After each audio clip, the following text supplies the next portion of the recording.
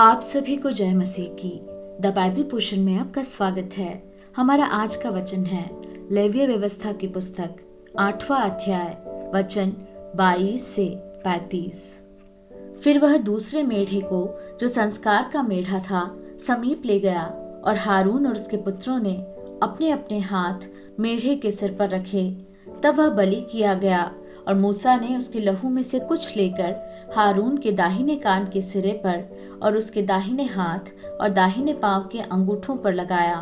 और वह हारून के पुत्रों को समीप ले गया और लहू में से कुछ एक एक के दाहिने कान के सिरे पर और दाहिने हाथ और दाहिने पांव के अंगूठों पर लगाया। और मूसा ने लहू को वेदी पर चारों ओर छिड़का और उसने चर्बी और मोटी पूंछ और आंतड़ियों पर की सब चर्बी और कलेजे पर की झिल्ली समेत दोनों गुर्दे और दाहिने झांग ये सब लेकर अलग रखे।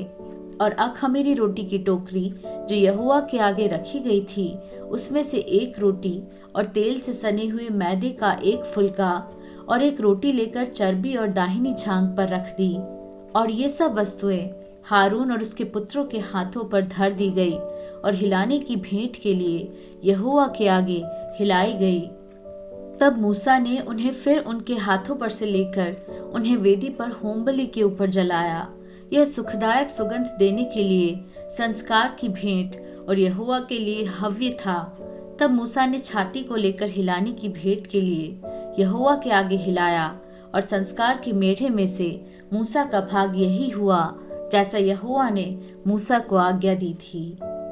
तब मूसा ने अभिषेक के तेल और वेदी पर के लहू दोनों में से कुछ लेकर हारून और उसके वस्त्रों पर और उसके पुत्रों और उनके वस्त्रों पर भी छिड़का और उसने वस्त्रों समेत हारून को भी पवित्र किया। तब मूसा ने हारून और उसके पुत्रों से कहा, मांस को मिलाप वाले तंबू के द्वार पर पकाओ और उस रोटी को जो संस्कार की टोकरी में है वहीं खाओ, जैसा मैंने आज्ञा दी है कि हारून और उसके पुत्र उसे खाएं। और मांस और रोटी में से जो शेष रह जाए उसे आग में जला देना।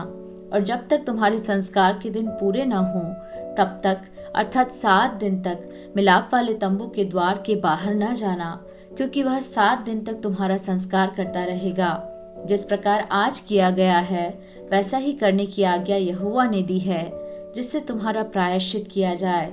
इसलिए तुम मिलाप वाले तंबू के द्वार पर 7 दिन तक दिन रात ठहरे रहना और यहोवा की आज्ञा को मानना, ताकि तुम मर न जाओ, क्योंकि ऐसी ही आज्ञा मुझे दी गई है।